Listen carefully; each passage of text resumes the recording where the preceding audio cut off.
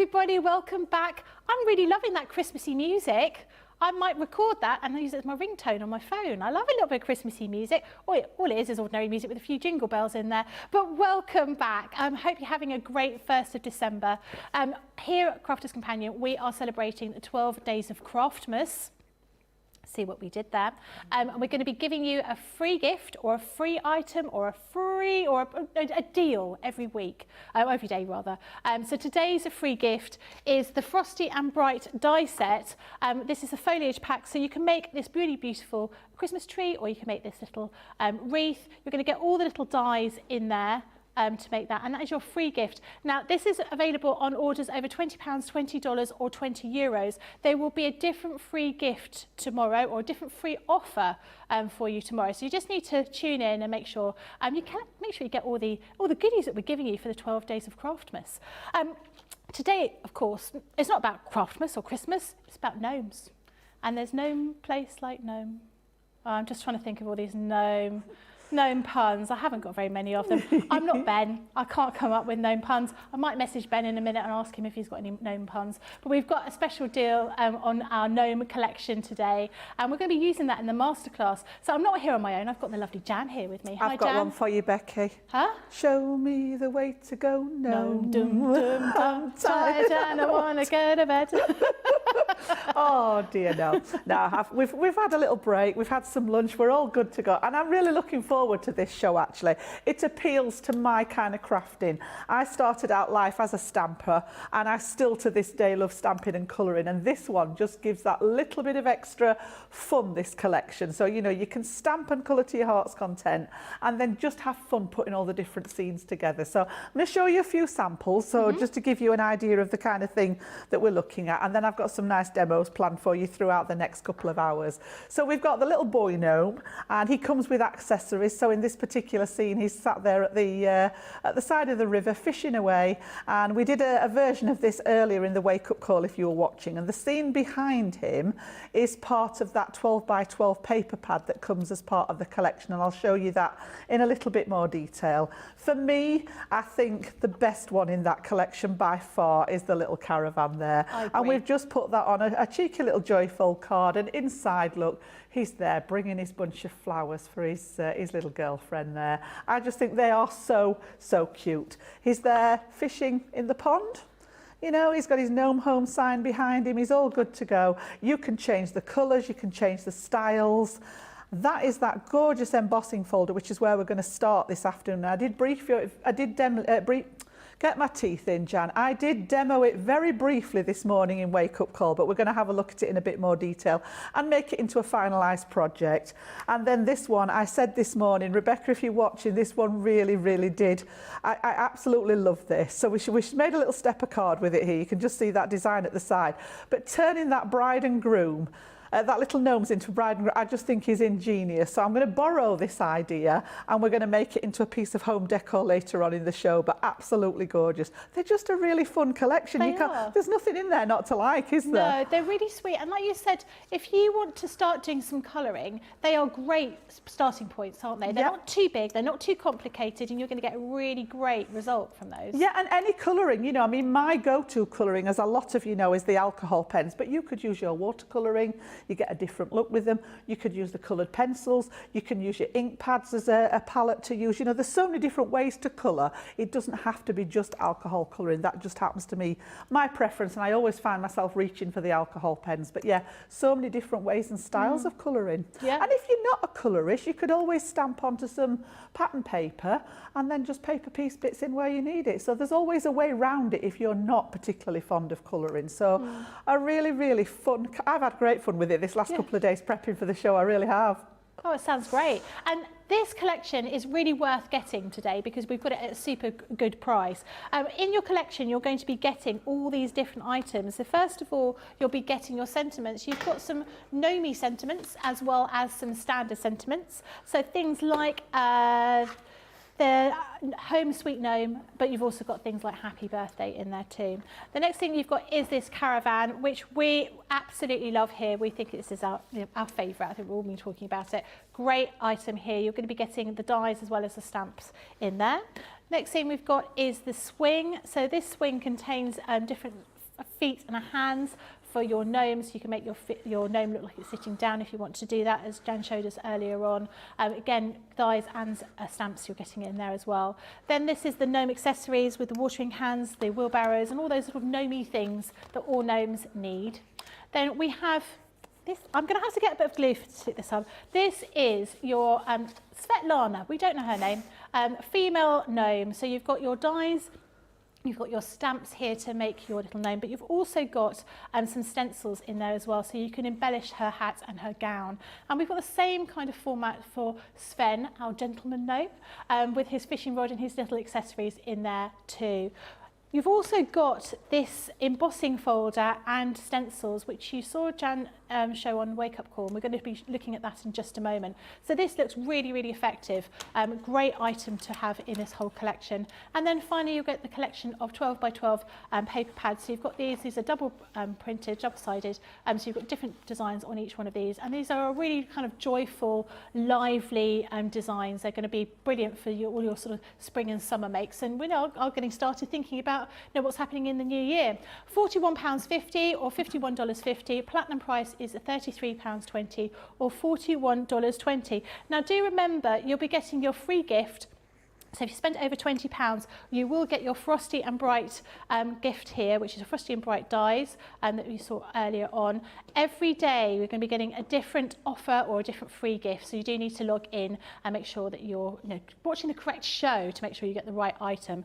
We've had lots of people messaging in to say hello.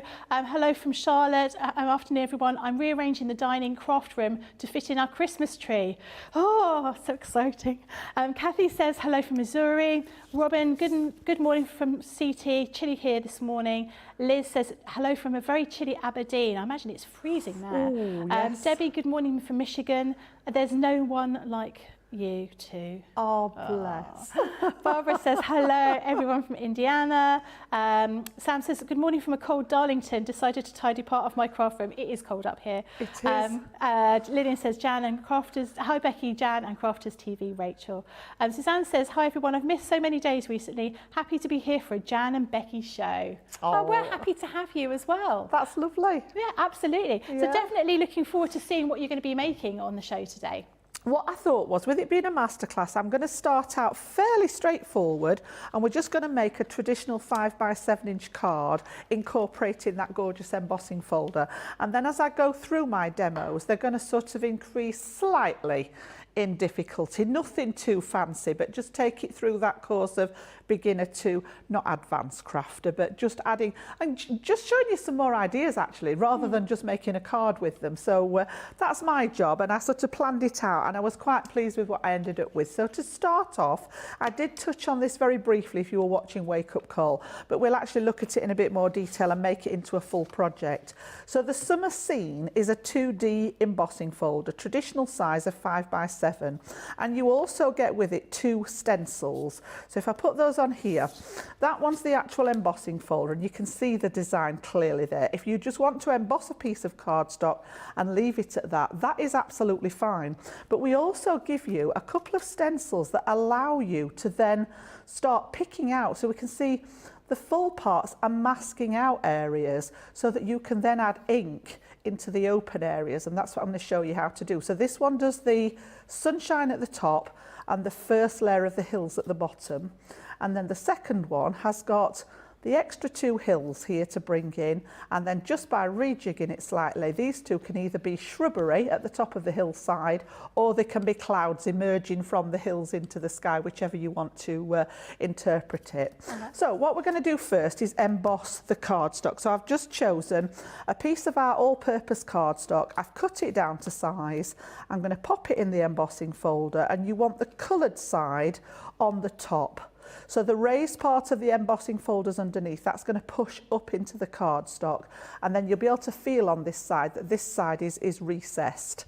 So that's going to meet inside there. So let's just pass that through, and I've just brought my MIDI. I don't think I actually used the electronic Geminis at all while I was prepping these. Oh, really? So with it being a 2D folder, I'm just going to bring in the purple shim that comes with your MIDI to make up the right depth for the pressure, and then we offer that into the mouth, give it a turn. It's so simple, and I just think if you can preserve your electronic plates, you know, your electronic machine plates a little bit, you know, this does the job equally well. It's the same pressure in there as what you're used to in that big Gemini, and when I show you this, you'll see that it does a perfect job.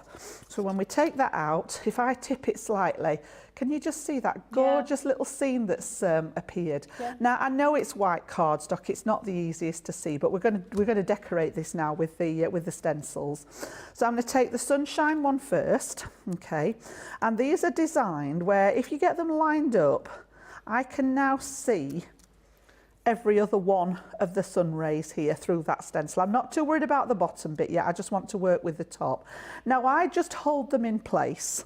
If you're not so hot with that and you do happen to have some of the stick and spray, the repositionable adhesive, you can spray the back of your stencils with the adhesive, just a light spray, and I normally do it either in my spray box or over a piece of kitchen paper so it doesn't go everywhere.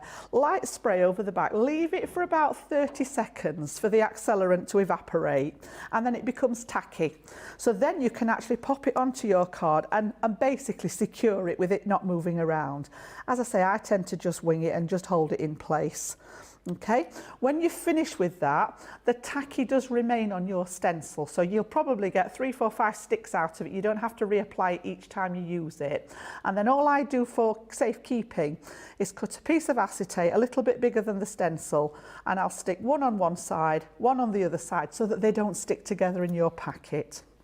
So what I've done is I've chosen a selection of inks. We've got some lemon tonic and some honey pot for the sunshine.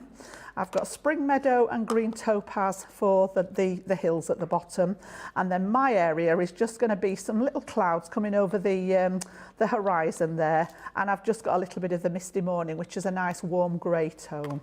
I'm just going to move those ones to one side for a second and start with the yellow, and I do like to use my little finger daubers through the stencils. So each one of these has got its own little colour family.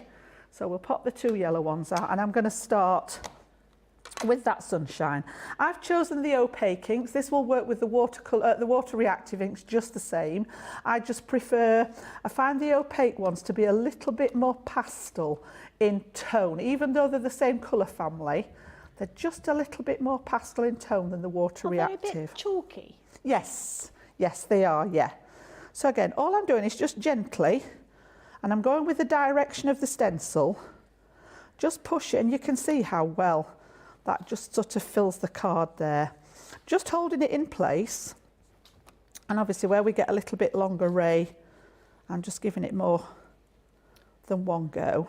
Bring it round, and just keep, as long as you keep the stencil in place, and I mean even if it moves you can reposition it, it's not the end of the world if it does sort of wriggle out of place, you can always reposition it, but just go with the flow of the stencil. So I'm not going round in circles, which is actually going to move my stencil about. I'm going with the line of the stencil there. And then just move it along a little bit so that we can get to these longer ones. Take your time with it. You'll have a lot more time at home than what we do here when we're demoing. Michelle has messaged in and said since she watched Wake Up Call, she's had Gnome on a roll, Gnome on a roll. Ah, nice one. Why didn't we think of that one? No, we didn't. That's brilliant. Oh, we missed that one, didn't we? We did, totally. Ben would have been on that had he been here, wouldn't he? Without a doubt. Stephen says, afternoon everyone, haven't got room for the Christmas trees, it's taken up with crafting items. Well, I'm exactly the same. And Veronica says, great tip for the stencils, Jan. I'm working with a different set and trying to figure out how to get them back in the package without sticking to them. So that's a great just a bit of acetate, or a bit of, if you've got a bit of packaging lying around, and you can just peel them on and off there then. Will it wash off the... Pardon? Will it wash off that? To be honest, each time you use it, there's less and less residue left on. So eventually you'll find that it doesn't stick anymore. Right. And then you would need to reapply another layer. But yeah, I would use the Stick Away product. If you decided you wanted to clean it off completely, that's what the Stick Away is designed for, to take away the adhesive, which is the other aerosol. But as I say, it does wear off. Each time you stick it down, you'll find that the adhesion gets less and less and less until eventually you think, yeah, it needs another coat of spray on it. Right. But yes, if I move that one away now, we've actually got that lovely lemon tonic there, just really nice and bright. But what I'm going to do is I'm going to add in a little bit of honey pot as well, just to bring in a little bit of sort of shading. So all I'm doing is just lining up that stencil again where I've had it in the first pass, and then I'm going to pop that one to one side and bring in the honey pot, okay, which is just a shade darker, and I'm going to come round the edge of the moon, but leave a slightly lighter area, as if, you know, as if there's light coming down. And then just from the centre, I'm just going to brush that out a little bit longer down those longer rays, so that we're just getting a sort of slightly darker area in the centre there, a bit more sort of focused on the centre of it. And you'll see, you know, you can play around with this to your heart's content. You know, and you're just going to get that slight depth in there with it. So that's my yellow tones finished. I'm going to pop those two to one side, and I'm going to swap my little daubers out for the green shading now. So I've got spring meadow, and I've got green topaz, which are actually two different green families, but I find that they do work quite well together. So I'm just going to turn it this way now, because I'm going to work. You'll find that the bottom of those hills is on this particular stencil. So I'm just going to line that one up and hold it with my left hand, because I work right-handed. And then we've got the paler one, which is spring meadow.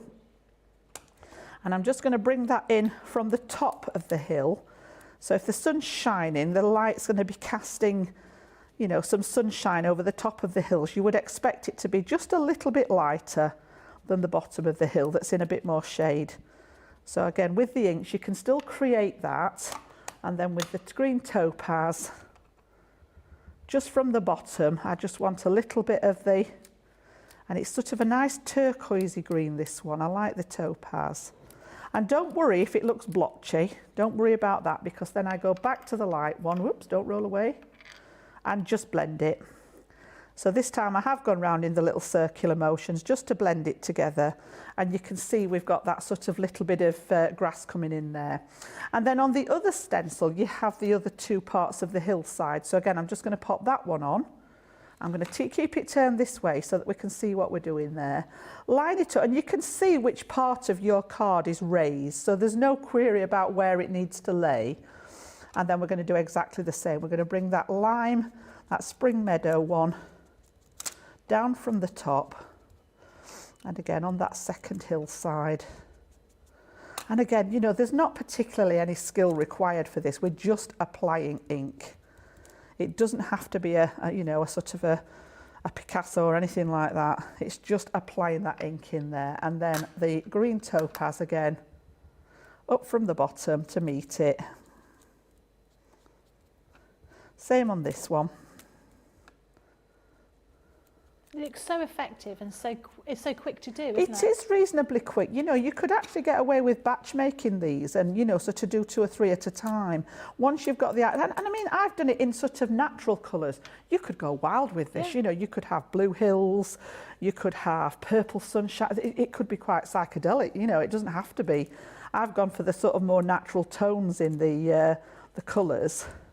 Quite like the idea of the gnomes, you know, the psychedelic colours, tie-dyed. Psychedelic world, yeah. So you can see now we've got those lovely hills in place, just with that little bit of shading there. And then the last bit is whether you want to make these green and make them shrubbery. But I'm actually going to come in and bring in that. I love the Misty Morning. It's a really nice sort of warm grey tone.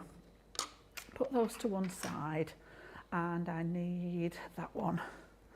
And just a little, I'm not going to colour the whole things in. I don't want them to be sort of massive rain clouds appearing, but just to highlight wherever you've got something that's white. So if you're colouring in snow or a snowman or a ghost, anything like that, just a little bit of grey round the edges suggests that there's a bit of shape to something. And that's all I'm going to do with that particular one. So let's get rid of the inks. clean up the mess, and then I'll show you how to clean the stencils as well, because you end up with, you know, ink on the stencils. So I'm just going to clean up this one first, and because all the inks are water-based, I just use water in my spritzer, and that's why I love the glass mat. Rosalind's nice asked, and clean. what can you do to moisten the ink pads if they're a little dry? Could you put water on them, or...? I wouldn't, Right. no. I've never had that. I've never experienced them being dry at all. The only time I would expect them to dry out is if your ink pad's running out, in which case I would probably renew that particular ink pad, because you can buy them individually. We don't do re-inkers for the Harmony range of inks, so I would just renew that one ink pad. I've never known, I mean, I've had my sets now, I've got the water reactive, the opaque and the quick dry. I've never had one that's gone dry, but I certainly wouldn't be adding water, because that's going to dilute your colour. If you think about painting, when you add water to some pigment, the colour, it starts diluting the colour. So I can't guarantee what that would do to your ink pads. I wouldn't recommend that. So just to clean them, I usually put them inside my beloved little cloth, spritz them with water because all the inks are water based, and then take the cloth and just give it a nice little clean, and the ink just comes away, which is why my cloth ends up such a range of colours, because when it's done, and it's just a microfiber cloth, and I just find it a little bit more forgiving than using the wet wipes all the time. So you can see how that's come up perfectly clean, ready for the next use, and then I'm just going to do the same with that one. Little bit of housekeeping. It's worth doing, otherwise you get them all stuck together, you're going to transfer the inks, you end up in a right old mess. The last thing you want to do when you're starting a project is be cleaning up from the last project that you've done. So we've got that there. We can then cut it down to size, and all I've done is just trim mine slightly. You can see it's exactly the same kind of thing, and then I've taken one of the sentiments from the sentiment set. So I've got in here, where are we? Best friends, no matter what. Aww. I just think they're great, some of this, and I've stamped that with my platform straight into that, the flatter part here in that hill. So that's the sentiment done, and then I've just, can you see how I'm matting it onto just that little bit of black? Just makes it pop. It does. So it's just the, you know, I've just got a tiny 1/16 of an inch all the way around it, but it's enough to just make it pop and bring it to life. So that's going to be the background. That's our embossing folder, and then I also incorporated that with the two little gnomes. Okay, now I'll stamp the gnome out and show you how to cut them in one of the other demos, because this one was focusing on the embossing folder, but I've done the little boy there with his stripes again, and I'll show you how to use the stencils with the respective characters. And then we've got the little girl there in her outfit with her bows in her hair, a bow on there. And then I've also, this one comes in his little selection of stamps. He's bringing her that bouquet of flowers, and because the sun's out, they both needed their sunglasses on. I just think, you know, they are such a fun element. Yeah. So literally all we're going to do now is just pop those onto that background. So nice and simple. I've got a plain 5x7 card, all right, which is going to open with the tent fold at the top. I've picked another piece of cardstock to do another matten layer. Got a new tape pen at the ready. Jake to the rescue, bless him. I'm like, Jake, I've nearly run out of tape pen. And off he went to his stash. And we're all re-kitted now, so we should be good for the rest of the day with that one. And as I say, I nearly used a whole pen yesterday. So again, just going to layer that on top, and I've picked the green just to bring out that colouring in the inking that we did. Okay, so this is just from one of the textured background pads, and this is the brights with that lovely bright green in. But you can see now when that layers, there's not a lot of it showing, but it's just enough to add that little bit of detail on there. So again, you may want to layer this on some foam pads if you want to put up a bit of height.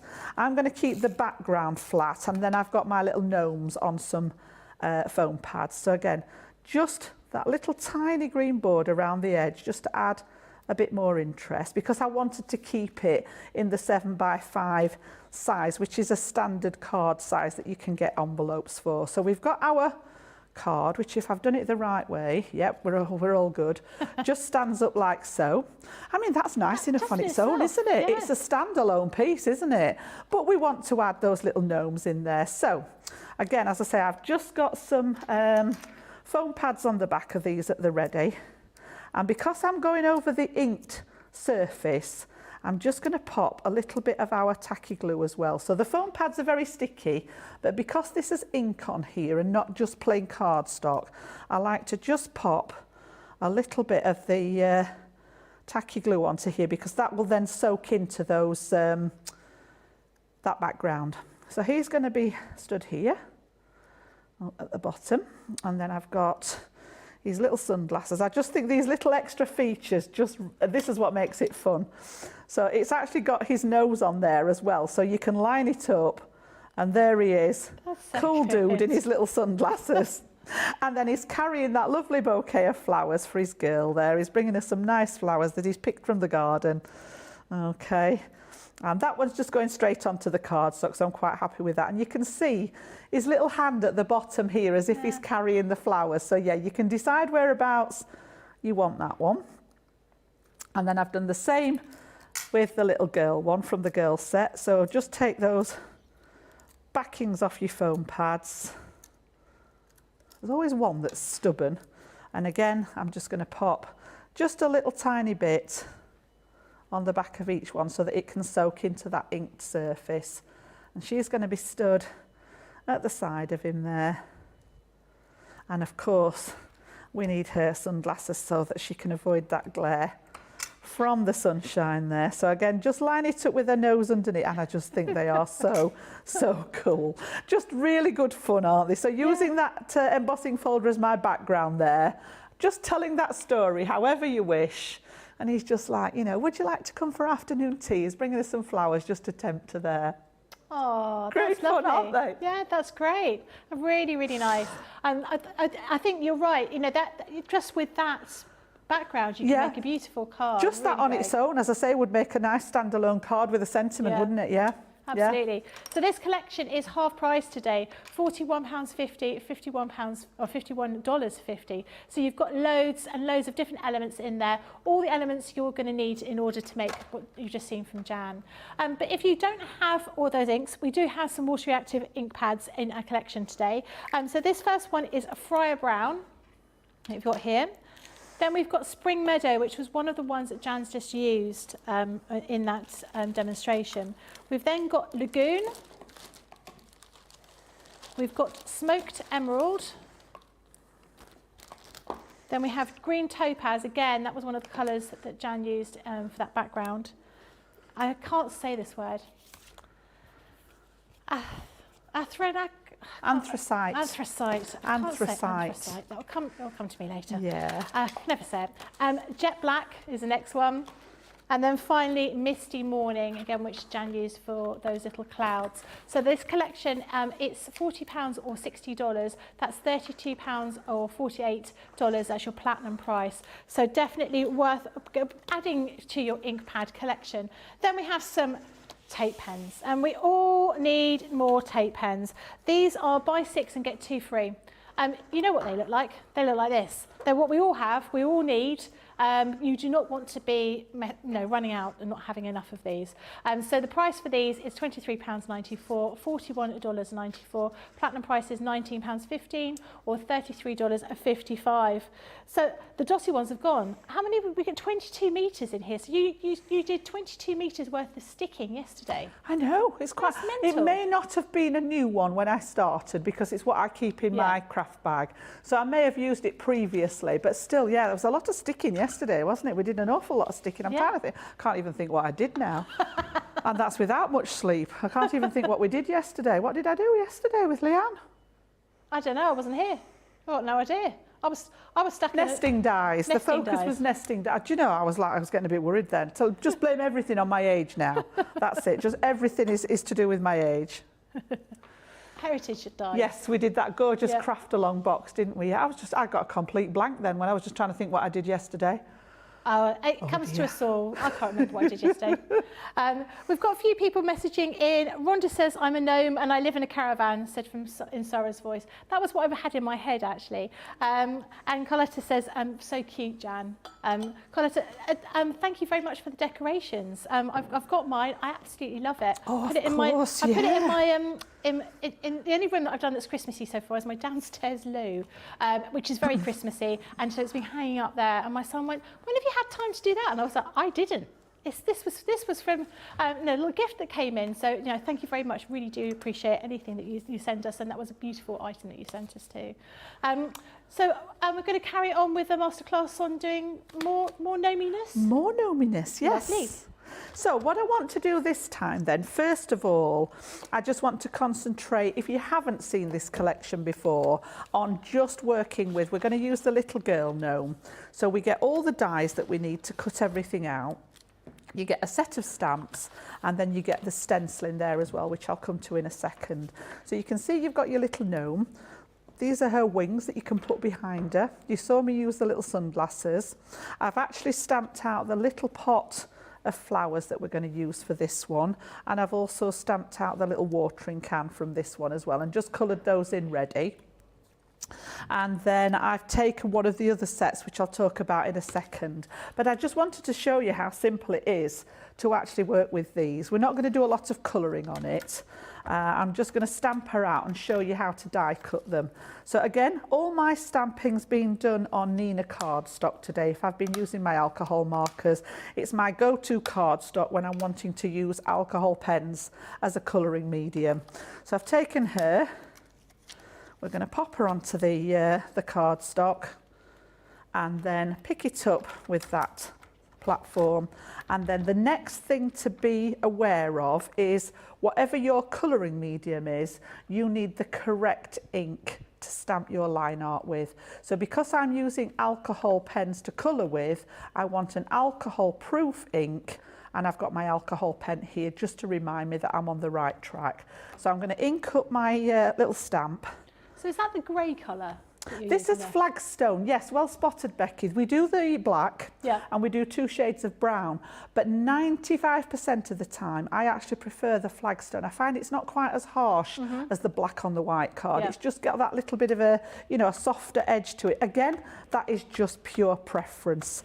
I'm not saying there's anything wrong with the black, and then I like the pebble out of the 2 browns. Well, we've got pebble and we've got rustic brown, but these are the 2 that I've always got in my bag that I tend to use for my stamping, depending on what colour tones I'm using and what kind of finished look.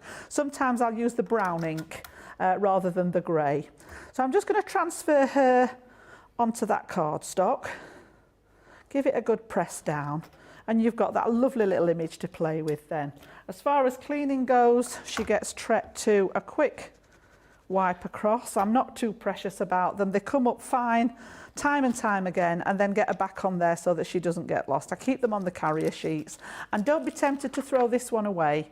I know it's a bit of a pain when they keep coming apart, but this protects your stamps from the sunlight. So if you've ever had any stamps that start yellowing, it's usually because the sunlight's got to them, and it's the property that they're made of, the acrylic and the photopolymer. They will sometimes stain with coloured inks, but if they've just gone sort of a funny yellow colour and they look old, it's usually because the light's got to them. So this bit's there to protect. So keep them nicely, look after them, and they should last you a lifetime then. So we take her off the stamping platform, pop that across there. I'm going to bring in a spare piece of card to rest on whenever I'm alcohol colouring. And as I say, I'm not going to do a lot. I want to do her dress and a hat because I want to show you that stencil in place. So I'm just going to pick the colour that I've used on Lillian Kwok said, Jan, you did a lot of singing yesterday. Did a lot of singing yesterday. Leanne and I were just in Christmas mode. We were singing Christmas songs, yeah. I apologise.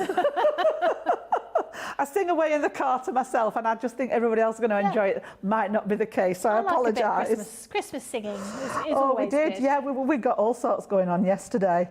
Leanne was, I think she was a little bit giddy because it was her last appearance on CTV before Christmas. Right.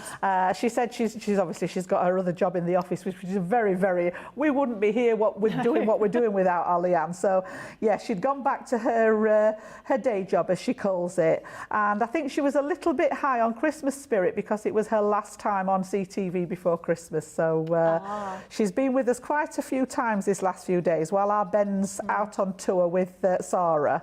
She's been helping us out on that presenter side, but I know how busy she is in her own office. Have you ever been in her office, Becky? I've not. Oh I've my not. goodness, it's like Aladdin's cave. Oh, is it really? It is, yeah. She's surrounded by stuff, bless her. It's like, oh, don't look at that, don't look at that, don't look at that. She's got a secret cupboard. I'm definitely going to have to pop over there Oh, now. you must. So I'm not going to do a lot of blending on this because I've got a finished one. What I want to show you is how those stencils work. So I'm just applying a flat layer of the colour. And you know, if this is the extent of your colouring, I always say, this is okay. We talk such a lot about blending with the pens, which is what they're designed for. But if you're at a level of colouring where you're just popping a layer of colour down, there's nothing to say that that's not okay. You know, if that's where you're at in your journey, that is absolutely fine. Be proud of it. You know, I started there. I didn't know that you could blend colours when I first started out. I just used to lay it down like I used to play with my felt tips when I was younger. You can see that this is one of my favourite colours because my pen is running out. I've got one or two that are getting a bit low on ink, so I'm going to have to start and order some more. I think this one's going to struggle to get to the end there. And you see how it's getting a bit scratchy? Oh, it is, isn't it? Yeah, I think it's the pink and the teal are probably the two colours that I use the most. I apologise for the squeaking. We are going to make it. She's got a nice mottled effect there on her dress. That was part of the design. That was intended there. Look, yeah, we're there. So I just wanted that base colour down because then I'm going to bring in some water reactive ink this time. It could be the opaque ink. I just happen to have the water reactive. And I'm going to bring in the little stencil here. So this lays over the design. You can see nicely there. We could have horizontal stripes across her outfit. We could actually have, I like the little dots. You've got little spots and dots there. So that one could go over her outfit. And then this one is almost like a little leafy design. So just line it up so that that design's inside the area that you've coloured. And then I'm just going to take a little bit of ink. I probably don't actually need much more ink. It will probably work with what's on the dauber already. And again, just push it through those areas. And this could be a contrasting colour. I've actually gone for like a monochrome effect here. I've gone with the darker blue over the lighter one. But you know, you could actually pop a purple over this or a darker, you know, could even go sort of like a navy over it. But just look how that brings it up. We'll get our Charlotte to come and have a little look. And it just adds another layer of interest. It does. So you can, it reminds me of those little dolls, those paper dolls that you used to have when you were little, where you used to cut all the different outfits out and change what they were wearing. Do this in a different colour with the spots and dots on and she'd look totally different. You could have a whole little row of friends going out for afternoon tea, couldn't you? Get lost in this. People think, you just lost the plot, Jan. So here we go. So I'll clean that up in just the same manner as I did with the ones in the embossing folder. And then the other bit that I wanted to show you was how easy these are to cut out. So you've got your respective die. I would recommend a little bit of tape. It doesn't need a lot. But then if you get this lined up, I've got ink on me somewhere. Yeah, I mean, you're surprisingly clean when I do stamping, there's ink everywhere. I'll have it on my face. I do try hard when I'm here, Becky. If you saw me at home, I always used to laugh, and especially when I worked at the store, I'd always got coloured fingers. Yeah. Even when I worked in school and I was crafting as a hobby, the children would be like, Miss, why are your fingers blue? Or why are they green? You know, and I always used to laugh and say, if you're not dirty by the end of the day, you've not had a good crafty day. That was my argument. So yeah, all I'm doing is looking over the top of this and making sure that I can see the whole of that line art. So I haven't covered up any of the image that I've stamped. I can see all of it in there, you know, and if you're not wanting it to move, it's worth just taking the time and popping a little bit at each side here, okay? And because I've got my MIDI to hand, we can actually pop it through. I did have,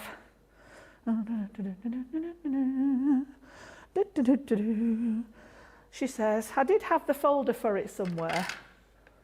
Is Gnome where to be found? We'll just downgrade to the mini. She fits through the mini because I've got the folder for the mini. I've put the other one in a safe place by the looks of it. I did have it. I'll find it. I've got a right load of stuff here at the side of me. So just cut it down so that it fits in that little folder there, as long as it's within that 3-inch width. And then literally all I'm going to do is offer it through there. And the fact that all the pieces, bar a couple of them, fit through the mini. So the little caravan's a wee bit wide. You would need the midi for the caravan. And the one that I'm going to show you next as well is a bit wide for this. But that was so simple.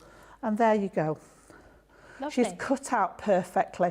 Now, if you like fussy cutting, there's nothing to stop you taking your little snips and the nice, easy shapes to cut round. But you've got a piece of metal in there for every one of the stamps on your sheet. So they actually work together beautifully. Top tip, make sure you put your piece of metal back on your card before you throw said piece of scrap in the bin. And I'm talking from experience there, where I've had to go rooting through my bin because I've thrown away the die that I hadn't took off the cardstock. So for this one, excuse me, I've just gone with a square card. So this one's actually 6-inch square. It's actually one of our pre-cut 12 by 6-inch pieces that you can buy as a pack, scored in the middle. And I've taken some paper from that pad again, which is beautiful. I did particularly like the colour of that cardstock, so I've pinched the middle out of it for something else. It depends what I'm using as to whether I take the centre out. Some card I can live with.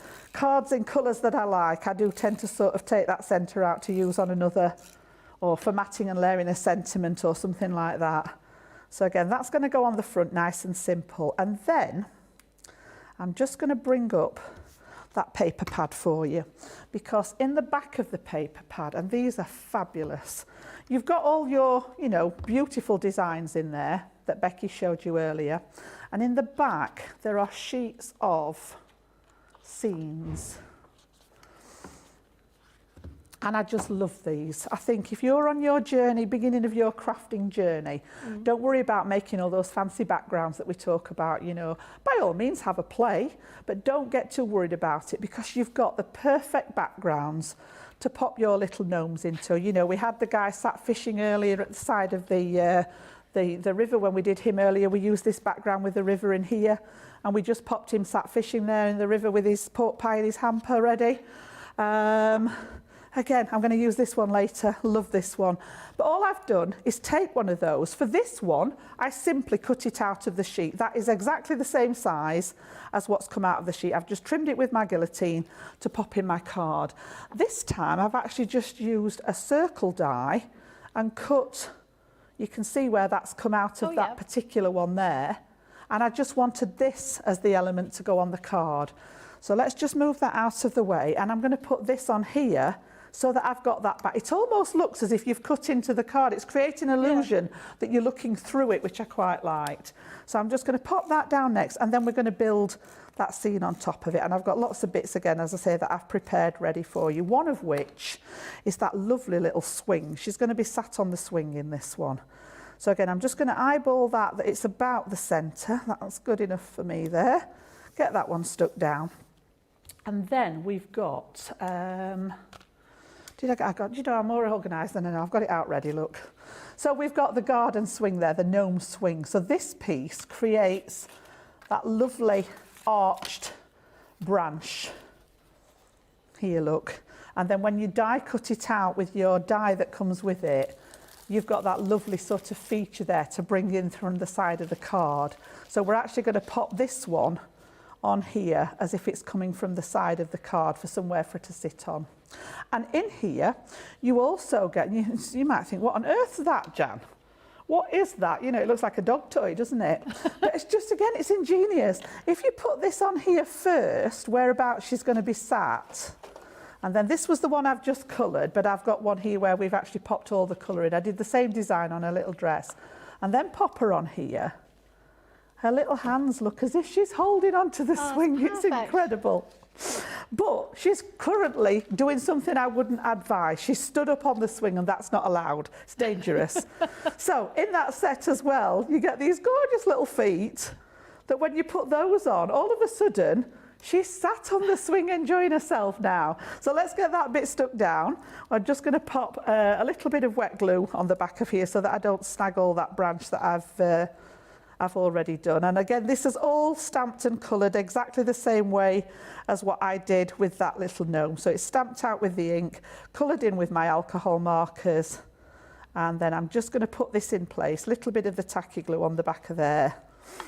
Bring in the tweezers. Says that circle cut out the background is so effective, Jan. It does look as if you're looking into that scene, doesn't it? Because at first I thought about cutting into the card and putting the background scene inside. But I thought, actually, this is like a cheat's way of doing it. It gives the illusion that you're looking into it, but it is actually all flat. So I'm going to bring this one in from the side of the card so she's got a place to sit there. And then it's just remembering to put that little piece with her hands on wants to go on first, so that those hands are actually in the right place. Otherwise, you're going to have the white bit come across the front. It looks more like a little banner. So this one's actually going to go, just pop her on for position there. So it wants to be about there. And it goes through as if she's holding on to the sides of the swing there. And then again, I've gone for the foam pads on the back of the little gnome there, and we're just going straight on the card, so I'm not worried about the glue this time. I'm going to pop her on there as if she's sat swinging. Okay, and then the little feet, we can pop those on so that it looks as if she's actually sat. I just think these little attention to detail here are just what makes the difference and make it look a bit more sort of authentic. So whoever's designed these, you know, just hats off to them. And it's just made it so pleasurable. There she is, look, she's swinging away with her feet going. And then again, I've got that little gnome home sign. Now this is from the accessories one. So there's lots and lots of extra pieces in here. You've got sort of the little pond, you've got the picnic hamper was from that one, the wheelbarrow, the watering can, but you've got the little sign in there, here. And then you've got the gnome home, which just stamps inside it beautifully. And like I said earlier, I like doing it in the craft card because it looks as if it's like a little wooden sign. Yeah. So this one's actually going to go across this side here. I have got that bit of grass left over again, just so that that doesn't look as if it's floating in the air. We're actually going to anchor it just with a little bit of grass like that. And then I've also stamped out the little flower pot. We're going to bring that down here. And she's sort of took some time out from watering the flowers. She got distracted with the swing there, but she was actually stood watering the flowers. And then if you want them, I don't know whether it actually needs it, but I've got them here, so we'll just pop one on. Those little clouds again, just to add a little bit in the sky there. So we'll leave those other bits to one side. And as I said, I made a right old mess again, but again, when we pop you that one round, they're just such a dream to work with. And that's that little garden swing. But just daft little things like changing those feet, I think just makes such a difference to it being much more authentic, isn't it? Yeah, Coletta says the feet get me every time. Yeah, it's genius. they are brilliant. Laurie said she would glue the hands behind the little girl. Yes. Otherwise she would never get it right. You could glue it to the gnome first. You have to get them in the right place, That's really good. And Lillian Kwok says, can you ask Jan if heat damages stamps? They're protected from sunlight, but my flat gets really hot in summer, like a conservatory. Would that cause them to Right, well, if I tell you that who was that, sorry? That's Lillian Kwok. Lillian, if I tell you that my craft room is my conservatory, that might help. All I would suggest is that they're not left out in the heat. I always make sure that my stamps are put away in. I have some of them filed in boxes under themes. I have some of them are still like the signature collections that I keep all together. And then I have sort of odd stamps that are maybe not, you know, just one-offs, are actually in a file drawer. So I always make sure they go away inside something. I would never leave them out on my desk because my conservatory is like chalk and cheese. In the summer, it's like a greenhouse. In the winter, I end up with my fingers going numb in there. Even though it's heated, it's really hard to keep it warm in the winter. So yeah, they should be fine. It's those changes in temperature that can affect them. So as long as they're not left out for that temperature to affect, I found that they're fine if they're put away either in a box or in a drawer or out of that and then light. Alison says, do you get little bubbles on the ink on the stamp when using a new ink pad? Right, yes, that's another one, yeah. All the stamps that come to you, the process of creating the stamps leaves a residue on the back of the stamp. Part of it is a protective layer for when they come off the presses and things. There's a couple of ways around that. You can either, my top tip for this, have I got one with me? I can just grab one from over here. Just bear with me a second. The one that I use is to use my translucent ink, my watermark ink.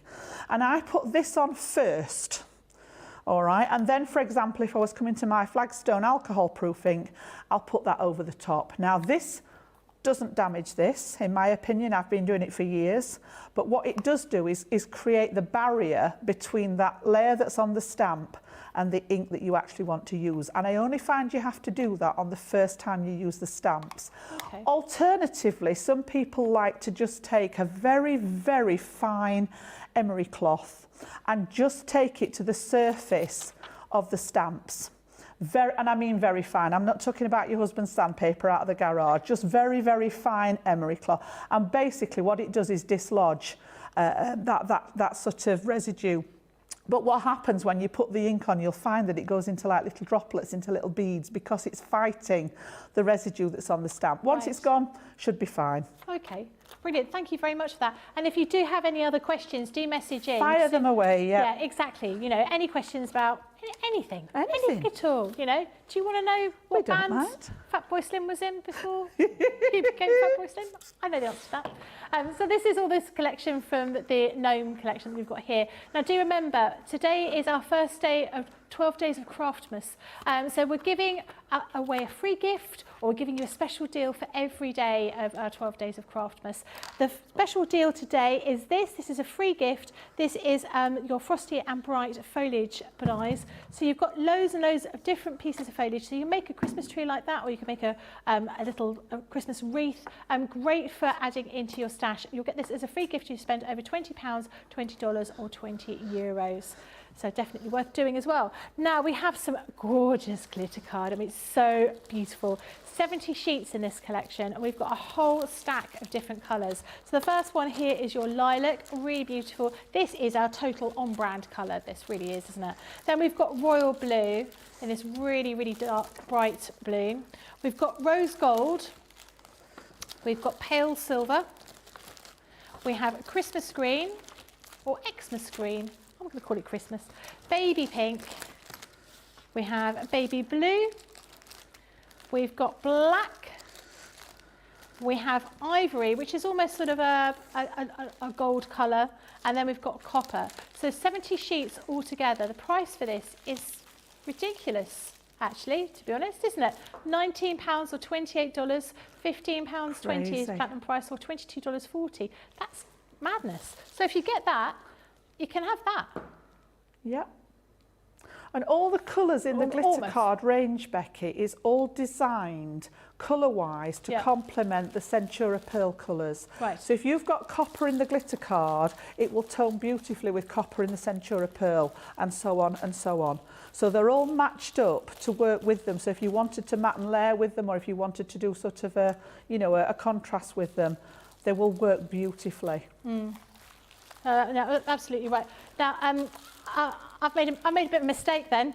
The actual the 100-sheet collection had sold out, so I'm going to show you what you actually get in the 70-sheet collection. So you're going to be getting your black, you'll be getting your ivory, you'll be getting copper, you'll be getting royal blue, you'll be getting rose gold,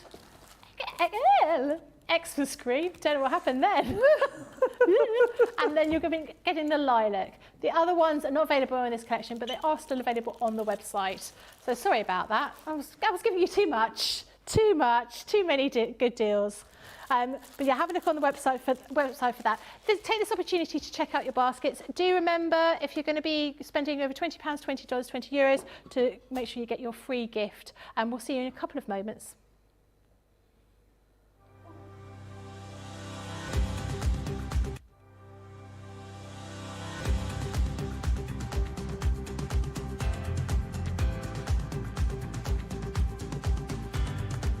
Welcome to Club Inspire, the crafters' companion community where you can feed your crafty obsession. Join our fantastic loyalty club today and receive 20% off your first order. We'll also give you 250 points to help get you started. Other benefits of joining Club Inspire include exclusive special offers and discounts for Club Inspire members only, exclusive sneak peek previews of brand new product launches, and of course the Club Inspire community group on Facebook, where you can access exclusive content such as downloads, offers and inspiration, and of course you can chat and share your makes with other members. You'll receive 1 point for every pound, dollar or euro you spend, and the more points you receive, the more benefits you'll unlock. So what are you waiting for? Sign up, join the club and start rewarding yourself today.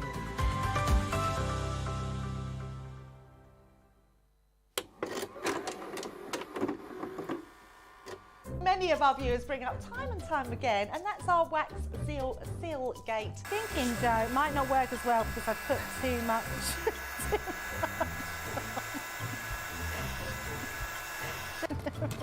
Oh, I've forgotten to put me thing in place. Because I have a way of words that I think that doesn't engage with that and can come out all wrong. Water. That wasn't the one you just washed your brush in, was it? Sorry. Yes, but it doesn't matter. No, it wasn't, was it? It was. Are you kidding? I'm going to have to say, it's a slip of the tongue. I'm going to say it's maybe to do with my Scottish accent. I'm maybe going to say it's because of Mr. Ben Mosby. He is, well, yeah, he doesn't help matters.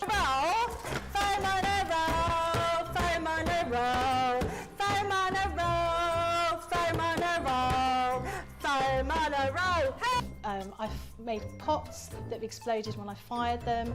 I've done zips in inside out. It happens to everybody. We've all spilt our glitter all over our project or knocked the water over. You're right. I've just noticed I've got my dress on inside out.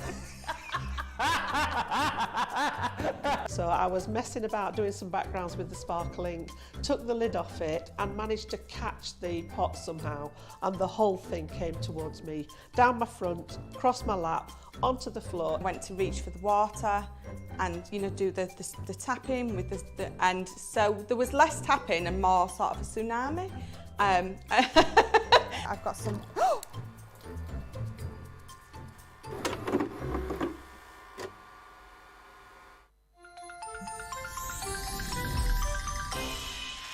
What makes Crafters TV so special is you guys.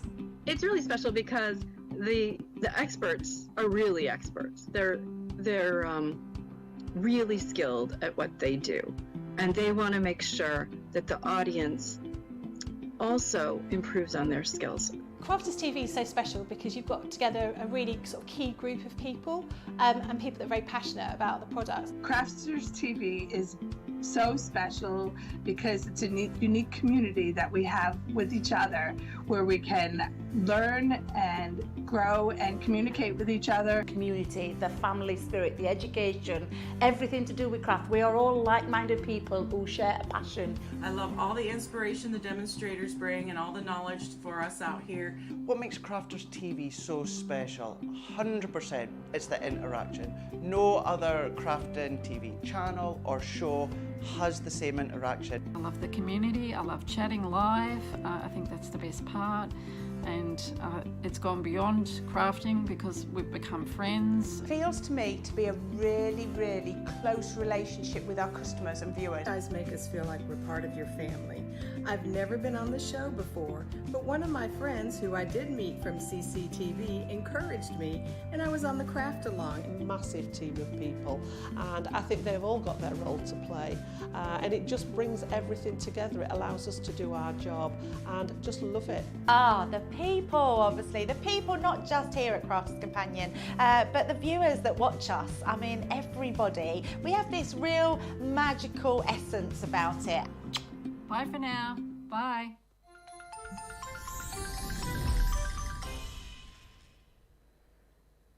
Hello everybody, welcome back. I love watching those little videos and finding out little news and gossip about people. That was great. apart from myself, yeah. She wouldn't look. I can't look at the screen or hear myself. I have to put my hands in my ears. I can't bear. Yeah, horrible. Anyway, back to work. So this is all about gnomes, our garden gnome collection. So we've got loads and loads of different aspects to this, and this is what we're going to be showing you throughout today. The first part you'll get inside this collection is your gnome sentiments. You've got ordinary sentiments as well as gnomey sentiments in there. You've also got the caravan, which we all love. I can never get it round the right way. So you've got a stamp and die set here. This is just gorgeous. I think it would be a lovely thing to do some colouring in with. Next thing you've got is your gnome swing, which you've just seen on that recent demo, with the extra little hands and feet and that, those flowers in there as well. So definitely a way of using that in lots of different ways. You've got your garden gnome accessory pack. So you've got a wheelbarrow, you've got your little pond, you've got your flowers, you've got that little sign as well, and your other little gnomey accessories. All the things that the gnome would want on their Christmas list, I reckon, this year. And then you've got your female gnome, your gnome Svetlana. Oh, God. They do not want to stay on there today, do they? I think we need John's hammer and nails for that one. Stick that together. So you're going to be getting your stamps, you're getting those dies in order for you to cut out all of those stamped elements beautifully, and you'll also be getting those stencils as well. And you saw how effective that looks by using those stencils on the hat and dress. And you get the same sort of thing for Sven, our male gnome. He's got his accessories in there as well. He's barbecuing. And he's going to be serenading Svetlana a little bit later on with some music from, I don't know, Chesney Hawkes, I reckon. Gnomes are big fans of Chesney Hawkes. Don't know if you knew that. That's a little gnome fact. Oh, my days. And then you've got your backgrounds, you've got your embossing folder, and you've got those stencils, and you've seen how effective they look once you start putting those together. And then finally you get your collection of 12 by 12 double-sided paper sheets here in your paper pad. All those brightly coloured patterns, perfect for going with all of those gnomes. The price for this is £41.50, $51.50. Platinum price is £33.20 or $41.20. And you're going to be giving us another demonstration, aren't you? Yes, so what I thought was to showcase those papers, I'm thinking envelopes. And we get asked a lot while we're demoing about what size cards we've made, and I've apologised in the past because sometimes I don't think about the size of the cards because we very rarely put them in an envelope. Now today I did stick with a 7x5 and a 6x6, so you can use a shop bought envelope. But you know that we have our enveloper and our enveloper pro for making envelopes, and we give you the sizes for those. Now I often get asked about cards that are irregular sizes, so what I thought I'd do today was address that. So I've taken a piece of card from that, piece of paper from that design pad. Love this one with the mushrooms on, but I felt it was a bit busy for my envelope, so I'm actually going to have the reverse of it for the outside of the envelope. So for example, if you have something that's any size, it doesn't matter what size it is as long as it's going to fit within the realms of that 12 by 12. What I want you to do is measure diagonally from one corner to the other. And whatever measurement you get here, so for example, mine measures 8 5/8. I want you to add an inch to it. And that's what I've cut my piece of paper. It measures 9 5/8 square. So 9 5/8 by 9 5/8. You don't need a scoreboard for this, all right? All I've done then, I'm working on the inside. I've put my piece of card in and I've pretty much eyeballed, and if you're very pedantic, you can measure from here how far away from the edge it is, and you want it fairly central in the piece of paper so that you've got the same distance from the corners away from the edge of the card. And then just very carefully start folding those pieces in. So I've done the two sides, and then I'm going to bring up that bottom edge, and then I'm going to bring over the top edge, and you can see the beginnings of that now. Now, whenever you make an envelope, whether you do it like this or whether you do it with the scoreboards, you will always find that you get those little pieces in the corner where you get the little triangles in the corner. So I've done a couple of them. I've just left this side to cut out, and all you want to do is snip away that triangle, and I usually round the corners off while I'm doing it here, just to give it that sort of bit more professional feel to it. So I've got another one to do there. So again, just bringing it from the outside edge, I'm following where that fold line is, I just turn the paper so that I'm going the same way each time. I find it easier to do my curve rather than trying to come in this way and do it the other way. So those bits we don't need. And we've now got the means of popping our envelope together. Okay, so again, you've got the sides. You would normally put your tape on here to seal it, and then you've got the top one, which you can either pop a wax seal or a little glue dot or a Velcro dot, or you could even line this if, you know, if it's going to someone that's going to use the envelope, you could pop a little bit of tape in ready for them to seal it themselves. Now, I'm actually not going to use it as a proper envelope.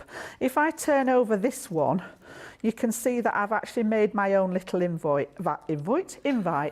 And again, it's certainly not barbecue season at the moment. I wouldn't want to be out there toasting my marshmallows at the moment. They'd probably freeze. But there will come a time where we're all back in barbecue season again. So let me just move the little barbecue. You say that, we barbecued at the weekend. Yeah? It's just a case of getting togged up, isn't it? Yeah. I must say we.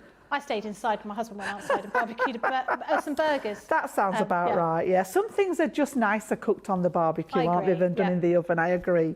My husband's a big barbecue fan, he's always in charge of the barbecue.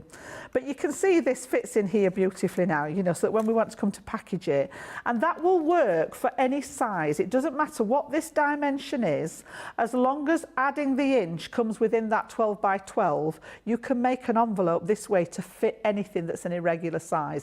If it's a normal size, and what I mean by normal is a recognised size, like a 6 by 6, a 7 by 5, so on, then the enveloper gives you all the measurements that you need for it. But sometimes when it's a little bit irregular, you think, right, that's not going to work. I can't find it on my enveloper sizes. That's the best way that I've found to do it. So we were talking about the letters earlier. This just happens to be a different set that I've got at home, but those letters that we had on that deal that's coming up on Cartload later, talked about personalising things. It's a perfect example. And then I've got hunted through my stamps, you're invited, and then you could write your date and time of what it is that you're doing in there, when it's going to be. So again, I've just left a little bit of colouring on this one. I was going to show you the stencils again, so I'm just going to finish her hat off very quickly. And then, as I say, I was going to pop the stenciling on it again. So if, just for the benefit of anybody that wasn't watching earlier, just to show you how those stencils work. So again, I'm not going to go too bad with the blending, because it does take a little time. The secret with the blending is to make sure that this first layer is well saturated. You want that ink to still be wet. So I tend to go over it a couple of times, make sure that you've got a good coverage down to start with, and then there's still alcohol loitering there. It doesn't evaporate straight away. So that gives you a chance to then go to your next colour and add that depth in before the first layer's dried. So that's the sort of secret behind it, and that's why you need a nice smooth cardstock. If you've got one that's sort of got any kind of absorbency in it, it will just suck up that ink and you'll end up fighting a losing battle, because it will dry quicker than what you can get that ink onto the card. So I'm just going to leave it like that, and then my little stencil is still in the packet, Jan. Okay, so we've used the little flowers. We'll do the dots on this one, and again, I've just been and grabbed some purple ink there. We've got some crushed velvet, and again, all we need to do is just line up the stencil. You can see when it's inside the parameters of what you've just coloured. All right, so again, I'm just going to grab a little bit of that. Quite often for this, if you use your ink daubers regularly, you probably don't even need to re-ink. You can just use the residue that's actually on the daubers. So again, just pushing it through the little spaces there. We've got the little spots and dots on this one just to add that bit, and it's just so simple, but adds that extra layer. So again, you know, when you have a look there, it's just brought some more detail to her little outfit. Yeah. So pop that to one side. I had an extra, I can just see that my fire's not quite finished, so I just need to grab a yellow layer. Lots of people loving the envelope and how to, lots of people saying I've always struggled to work out the size of envelope I need. I'm trying to make an envelope, this is from Carrie, and it just wouldn't work. This method's helped me so much, now I'm ready for next time. Oh, bless you. I know we do get asked it a lot, and as I say, I find myself apologising frequently, because doing the job that we do, our cards very rarely reach an envelope. You know, they're done for purpose of showing you here and showing you how to do them. We don't very often put them in an envelope, so it doesn't really matter if they're not a standard size. No. But yeah, it was just addressing that and just showing you, you know, that you can. As I say, the boards are absolutely outstanding, don't get me wrong.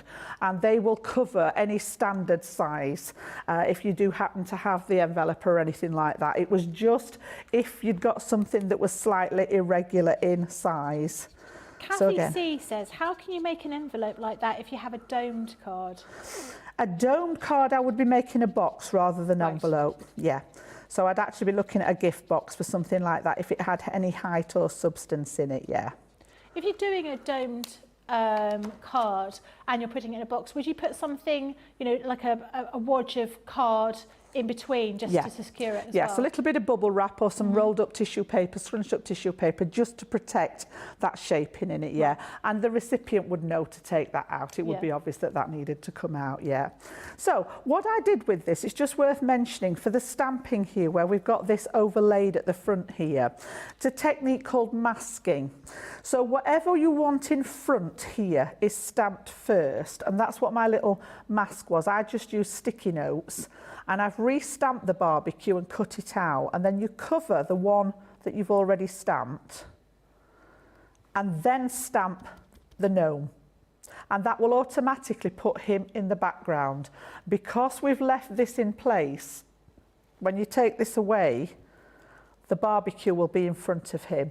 So that is standard practice with any type of masking, that whatever you want to be, I didn't put this one overlap because I didn't want to set fire to her, but he stood behind the barbecue. So yeah, whatever you want in the foreground, stamp it first. As I say, I just use sticky notes and stamp it where the sticky bit is on the top of the sticky note and cut it out.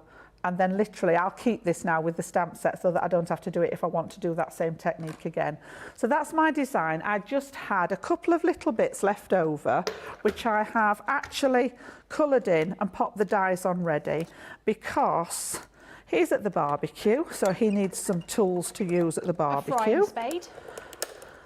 And the little girl, she's toasting her marshmallow over the fire, of course. That's why she stood next to the fire. So using those nice little dies again.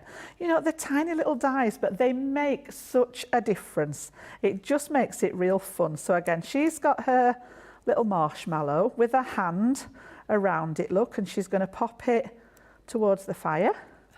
And then he's got, it's actually the little fork. I didn't do the, what was it, Becky? Frying spade. The frying spade. I'm going to have to tell my husband that. He'll love that. My husband's mental. The frying spade. I do like that. That's really clever. And then he's going to be using, in fact, we'll have him holding it ready, look. Yeah, to get his burgers off the, take the die off the card again, Jan. Don't lose the die. Goodness me. So all I'm going to do then is pop a little bit of glue on those, just to put those in place. Again, I think this one needs refilling as well. I'll try and remember to do that in the break. There we go, a little bit in there. So she's going to be holding that one out towards the fire there. And then he's wielding his weapon of choice, ready to grab the beef burgers off the barbecue. Do you know, I've really enjoyed playing with this again. Yeah, we're going to put that one like that. It doesn't look right the other way up. And then you can actually stick this inside here. So I'm actually going to stick the whole thing in the envelope. Rather than it going in the envelope as a card inside an envelope, I'm actually going to put this inside and stick it in the back of the envelope here. So again, just where we've folded it, you can see where it wants to go. You've got a slight border. The measurement is enough to give you that little 1/8 of an inch, because you don't want to have to sort of wedge the card in when it's finished. And then we've got the fold over. And then I would probably use like a little wax seal or something on here, or a little glue dot, just to keep it closed. You could cut a label to go on the front to pop on the details of who it's going to, and you've got your invite there ready. Just something a little bit different. Yeah. Opening it up, wow, you're invited to the barbecue at such and such. Some friends of ours have a barbecue every year. Without doubt. The only time they didn't have it was over the pandemic, and we've gone for years. So this kind of thing is just a bit of fun. Yeah, oh, I love that. That's a really great idea. I love the idea about the envelope. Anne says, when I was a kid, I had a friend whose father barbecued every Saturday. It didn't matter whether it's cold or raining, they had a covered patio. If it was Saturday, he was out there. I wonder if you had the same food. Because in Australia they do like a beer can chicken, don't they? They put a whole chicken on a beer can, then put it in the barbecue, and that's supposed to be very nice. I do have some other questions, not related to anything we've got here. It's about flower forming foam. How do you add colour to white foam?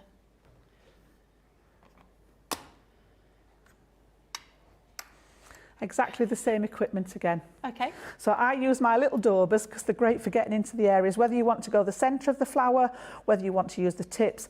I, again, prefer the pigment inks, but that is just my preference. The water reactive inks will work exactly the same. You could probably even get away with the quick dry inks on the flower forming foam because it's just a quick touch of colour. You're not wanting to blend them or keep them wet for any length of time. I just love, these are my go-to set, the opaque inks, every time. They're all the same colour family. You can mix and match them with things, you know, they don't all have to be the same. But yeah, a little bit of ink on your dauber, and then literally wherever you've got the, where's my piece of scrap gone? Wherever you've got the flowers, just works when you've got a bit of ink on it, Jan. You know, from the centre, or you can go around in a circle in the centre, or if you're coming in from the edges of the petals, just pull it in from the edge so that you've got that little bit of colour onto the edge of it there. Yeah, it works every time for me. That's what I use. Excellent, that's brilliant. Thank you very much.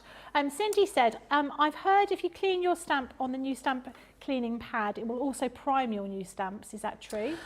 Quite possibly. That's not something I've actually had yet. I've not got my hands on that, so I've not had chance to have a play with it. Right. But yes, I would think it would remove the residue that's on those new stamps. Not 100%, as I say, I haven't had a chance to play with it myself, but theory behind it would suggest that if you give them a rub on there, it would take away that residue off there, and that's an easy fix if you've got that, yeah. And Gail, I've got loads of questions. That's okay. Can I use the new glue pens instead of tacky glue on the foam pads to stick to the ink design? Tried that yet? I haven't tried that. The tacky glue is made specifically for tackling embellishments and things like that. So I've always stuck with the tacky glue. I would just say try that one. It's not something, I've got the glue pens at home. I can try it myself when I get back to my desk. I would say try it and see how it goes. Don't do it on your project. Have a little trial run. Pop a sticky pad on a piece of scrap card and try it with the glue pen and check it the following day and see how good it's worked. Yeah, if it hasn't worked, stick with the tacky. If it has, fantastic, let us know. Lovely, thank you very much. Final one for the moment, but do keep them coming in. Michelle says, I'd like to see some more die cutting with the glitter card stock. That's the one that gives me the hardest time. Right. It's not something I can do today, but my biggest tip, if you're using the Gemini, is to use your metal shim when you're cutting glitter card. Because glitter card, even though ours is encased and you don't get any shed on it, it's still a coated cardstock. What I mean by that is you've got a layer of card, then you've got the glitter encapsulated in that other layer that's stuck to the top of it, basically. So you're cutting through two different elements. So that's what the metal shim was designed for with the Gemini. For those sort of slightly tougher jobs where you need a bit of oomph, where you're cutting metal to metal. So for example, you know, you've got your scissors, you've got a guillotine, you will always get a really crisp cut. So by putting the metal shim in, and you want the metal shim on top of your first cutting plate. So clear cutting plate, metal shim, and then your cardstock with your die face down. So you're cutting with the metal of the die through the card against the metal shim, and you get that bite. Now what I find with glitter card is it behaves a little bit like something that's been perforated. You think it's not cut, but it is. You just need to snap the connection. So don't be afraid of it. Just give it a little wiggle and you'll find that it will break away from where the die cut's been through. But I think the metal shim is I would always use. Even if I was cutting something relatively simple, I would always pop my metal shim in with the glitter card. Now, if it's not a Gemini, you'd have to refer back to your machine's instructions, and it should give you a clue there with the instruction book. Thank you. And the final one was the diagonal measurement. How much did you add? 1 inch. 1 inch. Yeah, so whatever it measured, so say this was slightly bigger and I measured corner to corner and it measured 10 1/4, I would be adding 1 inch on and cutting my card 11 1/4 square. Lovely. Yep. Perfect. Thank you, Jan, giving us all this information. That's brilliant. okay. So if you've got That's any more what I'm here questions, for. do message in, let us know. Is there something that you've been thinking about and you just don't know the answer to? Jan will know. I and will if she try my doesn't, best. She will know And somebody if who I knows don't the know, answer. I do know somebody that does. Exactly. Now, if you've got loads of crafty goodies, which I'm sure you all have, you'll need somewhere to store them. And we've got some special deals on the buddy bags here at the moment. So, in this collection, you buy 5 and you get 3 for free.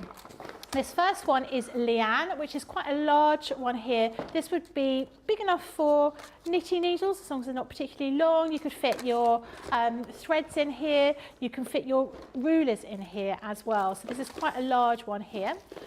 Next one is this, which is Stephanie. At some point, I'm going to remember who they all are. Again, you know, this is a similar kind of size to Leanne. Just a slightly different configuration, but with 4 little boxes inside there. Then we have Edna, which is perfect for, around the right way, storing all your Spectrum Noir ink pads, and they fit in absolutely perfectly in here. But of course, you don't have to use them that way. You could store everything this way, but obviously not your ink pads because you want to keep your ink pads flat. But you've got lots and lots of space in there too. Now, with all of these bags, they are sturdy. They've got lots and lots of hook and loop tape, for want of a better term, or whatever you call it. I always call it Velcro, but other brands are available. This keeps everything nice and secure. They're going to stop anything from getting dusty. This one here is your Sue. This bag is ideal if you've got some ribbons or anything in here that's on some kind of coil that you want to pull out. Maybe you've got really long leads for your devices, for example. You want to keep those sorts of things in there. But that's really great for Christmas wrapping. You can fit all your tapes and bits and pieces, ribbons in there. This next one is Dawn, a little bit smaller. This one here has 2 lines of hook and loop tape. So if you've got something a little bit taller, you can use the taller part of that tape rather than pushing it all the way down. But the great thing about these is once you put them together, they're not going to fall out. They're going to be nice and secure. So if you want to take these on a trip, if you want to go to your crafting class, these are going to be ideal for you. These next ones are Sarah and Deborah. These are ideal for your ink pens? You know what I mean. Pens. Your pens. Yeah. Any pens for that any matter. Any kind of pens. Your watercolour pens. Exactly. Or pencils. I don't know what's wrong with me today. You've got one large one and one smaller one. So you can see how they look here. Now they're great because you can use them for storing. If you're not going to be using any of the those trays that we have, you could carry on using these, store everything the way you want them to be, have them maybe in like colour groups, and have them on your shelves and just pull them out with these little handles. And then you've got everything all contained if you want to go off and take them somewhere. So it's a really great way if you're going to be travelling with them. I know, Jan, you've got these, haven't you? I certainly have. My alcohol pens live in those constantly, so I can just grab them at home. I can grab them from, you know, when I'm coming up here. Yeah, perfect. Makes it easier. And then the final one is this one here, who is a Karen. This one is perfect for storing your cards. Perhaps you want to use this for a craft show that perhaps you're doing. You're going to put all of your cards in here for advertising, for going on your stand, and then you can just easily package them away. Or great if you're going to be working on a particular project, you want to keep all of your project pieces in here too. So the price for this is £35.96, $47.95. Your platinum price is £28.77 or $38.36. Really, really good, worthwhile doing. So we're going to go and do a few more demonstrations on the gnominess. We are. We are. We are. We're going to have a look at that little caravan again.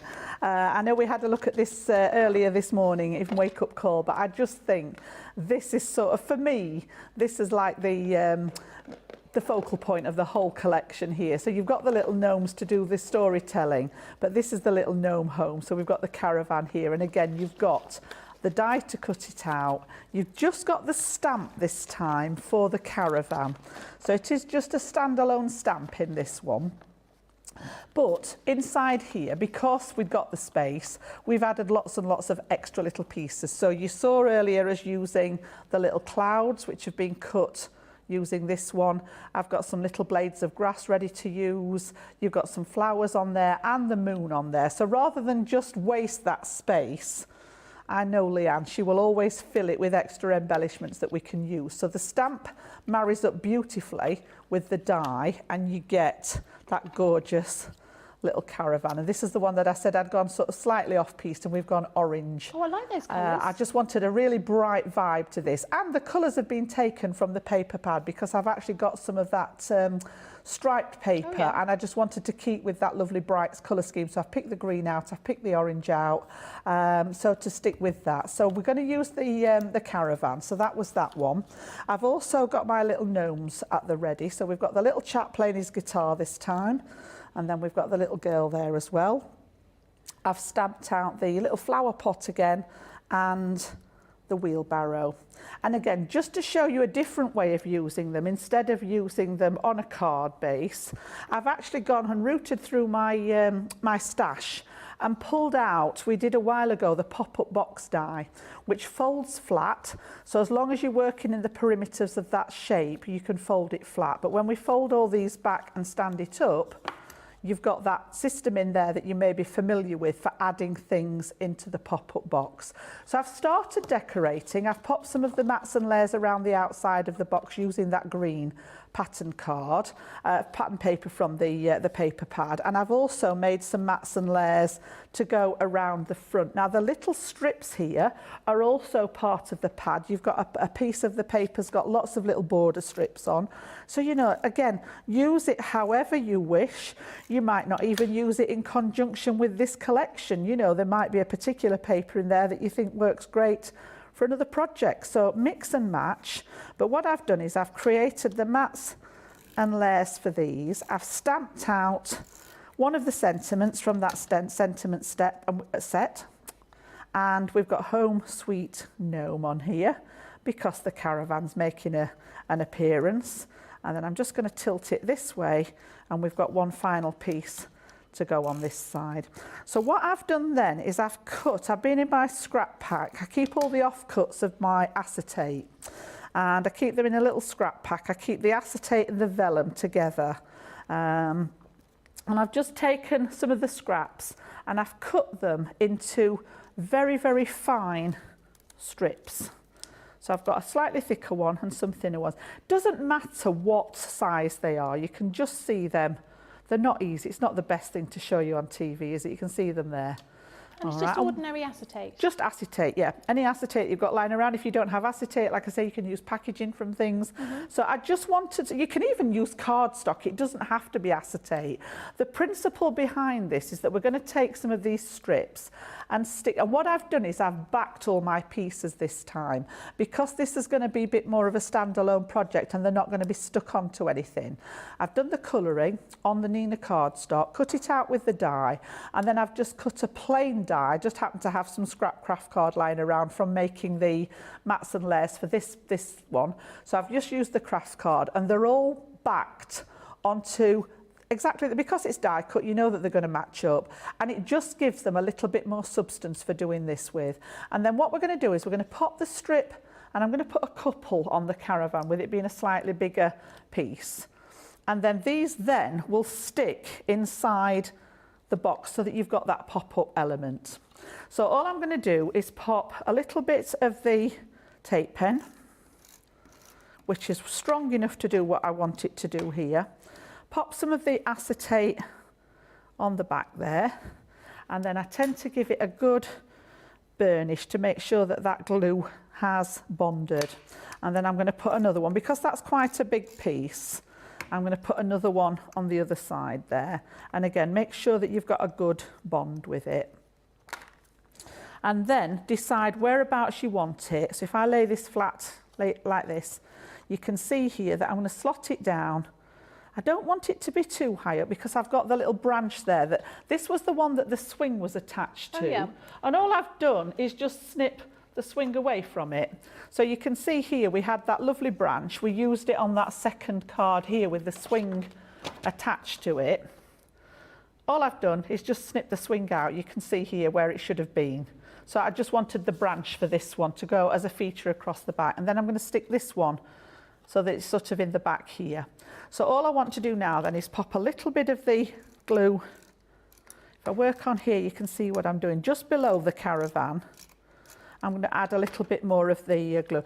You take your time with this at home. I would probably use red line tape on the acetate, but just for speed here. And then I'm going to stick that to the first panel that's in my box. And when it's stuck on there, pop it flat, give it a good press so that we've got the little caravan now in the back of our scene. And then the rest of them, I'm just going to use a single piece of acetate because these are slightly smaller. I've just got one strip to go for the actual gnomes. So we'll pop those two guys in next. So again, just pop the, and as I say, that's why I just saved all the little offcuts. There's always, when you've cut something out, there's always a bit left, and it comes in handy for this technique. So then you can decide, he stood outside the caravan, look, playing his guitar. So he's going to come sort of around here.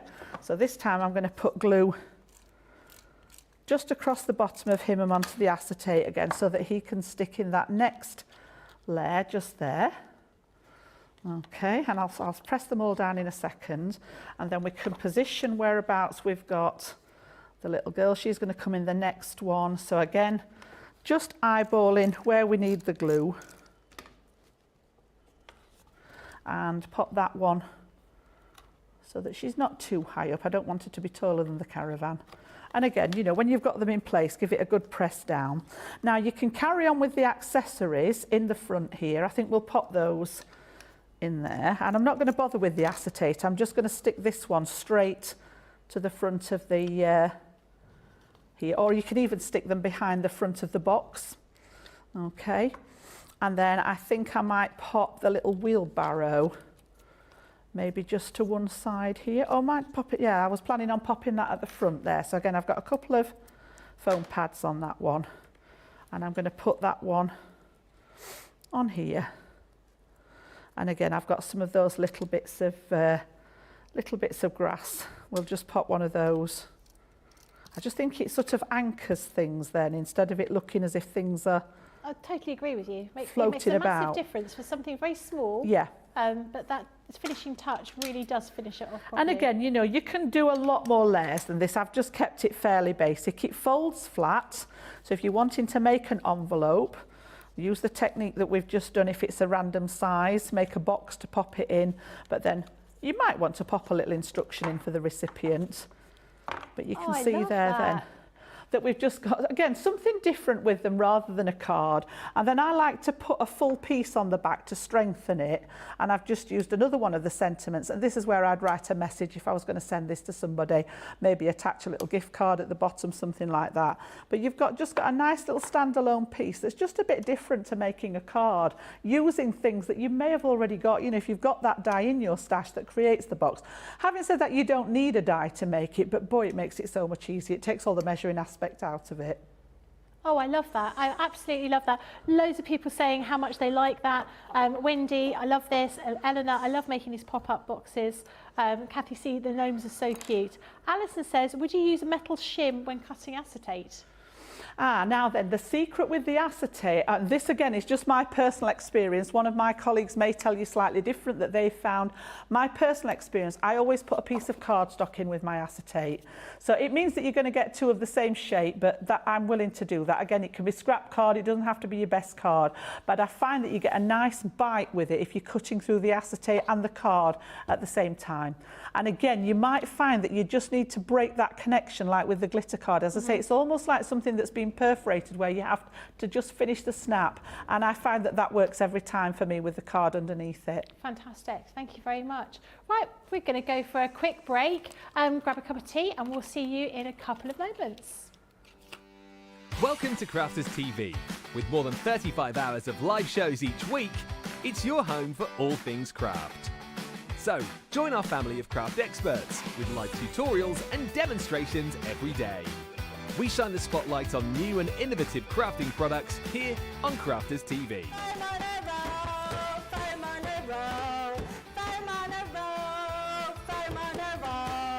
Get creative and craft along with our amazing deals. Your next craft project is only a click away.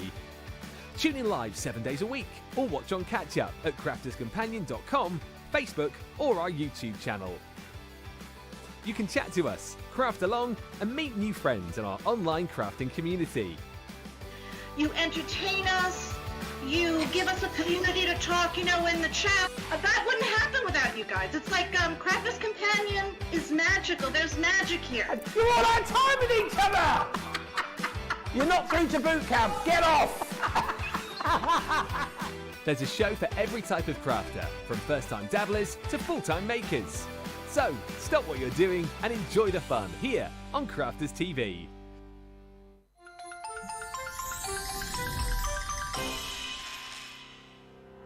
We get to know people from places and walks of life that we wouldn't come across in our everyday life if it wasn't for Crafters TV and doing what we do.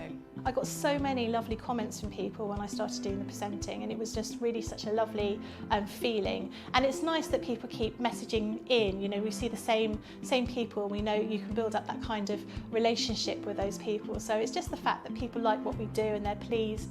And I do love it when people send us photographs of the items that they've made. We talk about customers, but really they go in as a customer, come out as a friend. The support that I get is amazing. The messages I get are amazing. Me personally, it is personal interaction.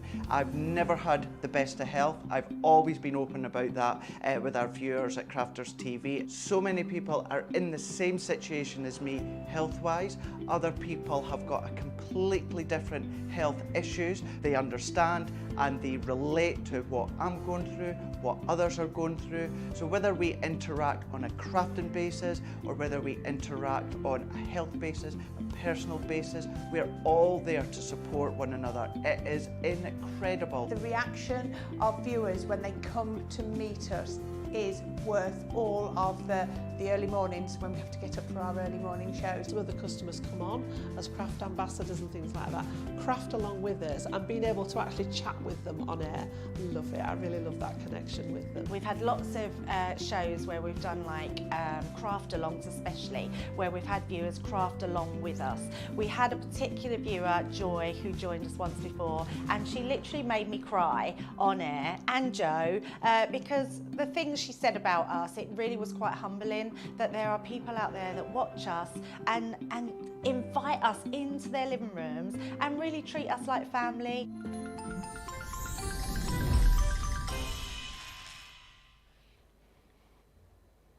Hello everybody, welcome back, welcome back. I hope you've been enjoying these demonstrations that we had. This collection is just absolutely gorgeous. It makes you smile when you look at it. I mean, who wouldn't smile when you're looking at all these gorgeous little gnomes? So this collection is basically getting it for half price. You're going to get all these different aspects to your collection. So you'll be getting your sentiments in here. So you've got Gnome sentiments as well as ordinary standard sentiments. You'll be getting our favourite, which is the little caravan of love. This looked absolutely gorgeous. We've got all the stamps and the dies to go with that. It's really lovely. Then you've got your Gnome accessories, all the things that Mr. Gnome was looking through the Argos catalogue and deciding that he wanted. So his wheelbarrow, his little watering can, you've got all those different bits and pieces, so you can really create a beautiful design on your cards. Then you've got that Gnome swing, which is absolutely beautiful. You could use it for male Gnome or female Gnome, and you get their little feet and their hands, so they really do look like they are sitting on that swing. The next thing you've got is your Gnome girl, Svetlana, we're going to be calling her, because do you know, I'm going to go and glue this. This is silly. I just need to hold on to it. You're getting those dies and the stamps, and you're also getting those stencils as well. So you can see on the demonstrations that Jan's been doing how it really sort of lends itself to something quite spectacular when you're using all those different little stencils. You'll get the same kind of situation with Sven, our male gnome. He's got his accessories like his fishing rod, but he's also got stencils as well, so you could make his little trunks and his hat stripy, or I think one's got little birds on it as well. You're getting your dies and your stamps in there too.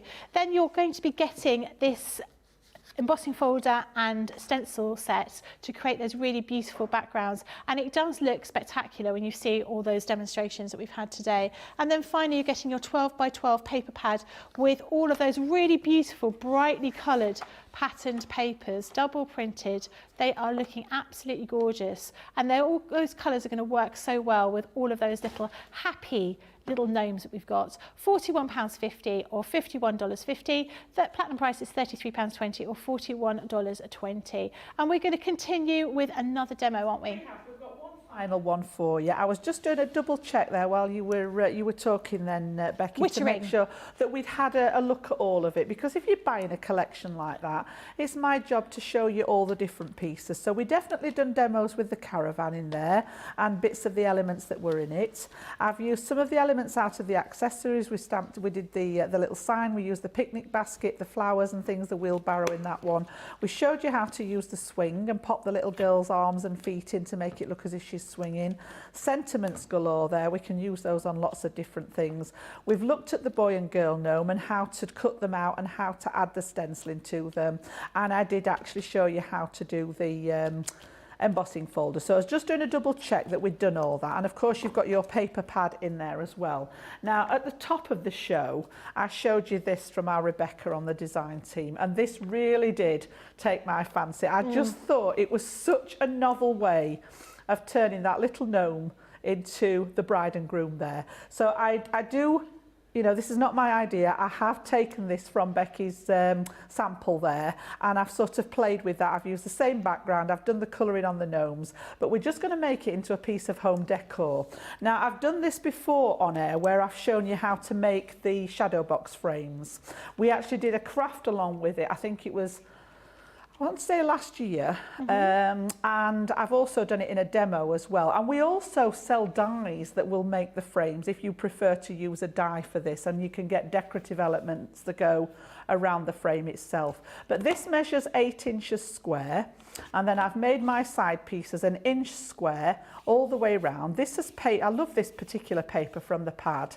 And then I've got a piece in the back.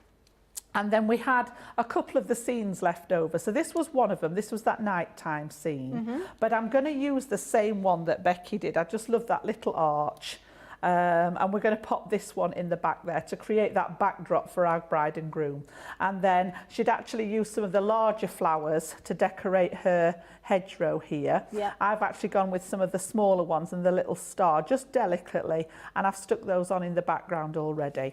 Pop some tape on the back of here, which I'm probably going to wrestle with now. It's usually, sometimes it plays, sometimes it doesn't. It depends what mood it's in. So I'm just thinking towards the end of the show, oh, don't speak too soon. It's not doing bad. Yeah, sometimes it decides not to come off and I end up getting all sorts of frustrated. But yeah, we're not doing too bad there. I just wanted to create a little bit of depth in the background. So a little bit of foam tape. Last one. Yeah, we're good today. And again, because this is home decor, I'm going to go back to that extra glue. I am only sticking foam tape to card, but if somebody's going to hang this up or pop it, you know, as a piece to look at, the last thing you want is stuff falling apart. So again, I just go along and add a little bit of the wet tacky glue, and I know that then the wet glue will soak into that cardstock layer behind it and give it just that extra sort of insurance with the grip there. So this one's going to sit inside. It's just slightly smaller than the one that's in the background. It also gives you a chance to just move it into place when you've got the wet glue, because the foam tape, once it grabs, it's not very forgiving. So that one's going to go in the background like so. And then again, you know, colouring these in, I just thought it was genius. Just colouring them in as the bride and groom. It's you so know, effective. It just really is ingenious. Honestly, hats off to her. I would never have thought of this if it hadn't have been for that design team card, but just use the dark greys rather than a black on his suit. And then she's got that technique that I showed you at the beginning where I've just gone round the outline and blended it out with my blender pen so that there's a suggestion that there's some shaping there. And then chosen the pink as the complementary colour there. So again, we've got these on foam pads. And we're going to pop these two side by side in front of that lovely arch. So let's get them both at the ready. And then I have added one item to this that wasn't part of the collection, but I know you guys will have something similar. So we're going to put the bride slightly to one side of the arch just here. The bride, he's the groom, Jan. Oh, we know what you meant. It's a good job it's nearly the end of the show, isn't it? And then we've got the bride at this side. Okay. I love that she's just slightly shorter than him as well. I was just thinking just a little attention to detail. Every bride needs a bouquet, which I've lost one of my little sticky bits off. Just pop that back in there. I think that's with it being in transit. I'm never going to be able to get hold of that now. It's so small. I'd just put some little tiny gems in the centre of the flowers there to catch the light, and then she's got to carry her bouquet. And again, the fact that the little hand is already round the bouquet, I just think, you know, the little touches like that. So she's going to have her bouquet there as the bride. And then I've used the same sentiment. So Rebecca used "There's no one like you," and she'd got hers on there on the front. I've just cut it out with a slightly different shape, and I couldn't make my mind up whether to go completely central. And the only thing that wasn't part of the collection, I just felt as if it needed something to correspond with this one. So my bows, this is one of the sets of bow dies that Crafters Companion brought out, just fit the description. Now, I couldn't make my mind up whether to go all central like that, or whether to go slightly offset. What do you think, guys? Corner to corner, or do you think it should be nice and central? I think in the centre. Yeah? Yeah. Yeah? Yeah. Fair enough. I can live with that. I wasn't sure. I was like, which way are we going to go with it? So I'm going to pop the bow, and this is just out. I've got a little box with all sorts of fancy beads and sort of pearl things. So I've just grabbed that. I'm just going to pop that where I can see roughly, you know, this is me being pedantic again to get the middle. And then the same with this one, I've just put a foam pad on that one. And again, I've just got it on the grid here so I can see roughly where the middle is to pop that fairly central on there. And that was my version of what Rebecca did for her design team sample. That's so gorgeous. I'll show you the card again that she did. All right, if you're watching Rebecca, honestly, I absolutely adore this. So that was her stepper card, and then we've just changed it there, slightly paler pink with it, but you've got that lovely home decor piece. You could pop a little piece of hanging ribbon on the back of here, or you could make a little hinge to stand it up. You could pop a piece on the back if you wanted to write a message. But I just think what a lovely way, you know, if you've invested in that little alphabet and number die earlier, you could even pop the date at the bottom of the wedding or something like that, or the names on there. You know, you could personalise it. But yeah, absolutely gorgeous, just to finish off with. That's beautiful. I really like that. We need baby gnomes next, don't we? Baby gnomes, baby we do. gnomes. Well, yes, they've got married now, that's it. Yeah, yeah. Lots of people are loving that. Rosalind says, I love making frames, and the envelope board has been a great asset. Eleanor says, this is such a great price for the whole gnome collection. I'm glad I got it when I did. I want another paper bag, so maybe next time it's offered separate from the collection, I will get it. Cindy says, I think the gnome dies will fit through the mini cutting machine. Will the accessories fit? The only two that I'm aware of that don't fit through the mini are the caravan. Yep. It's a little bit too wide for the mini, and the swing.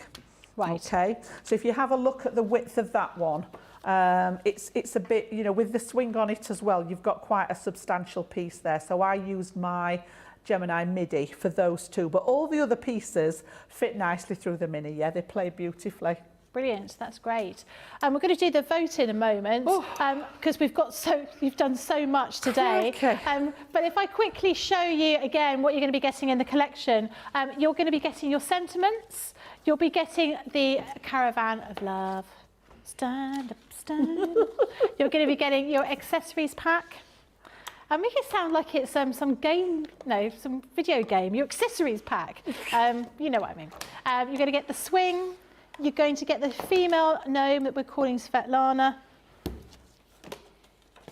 Yours won't fall apart like that one does.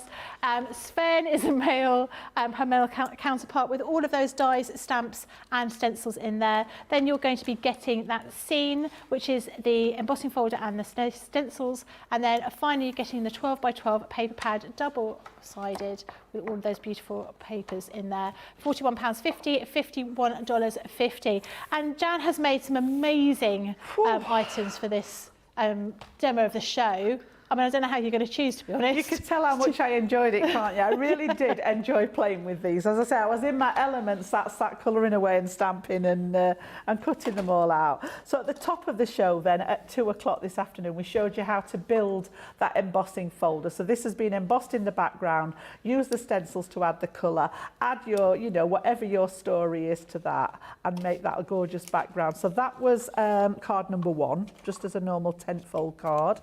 Number 2 2, we went with the 6x6 design and incorporated the little swing, even adding the little feet so that it looks as if she's swinging and not standing on it there. So that was number 2.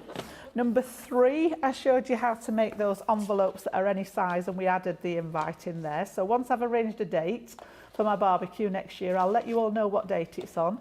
All right, so that's the invite there.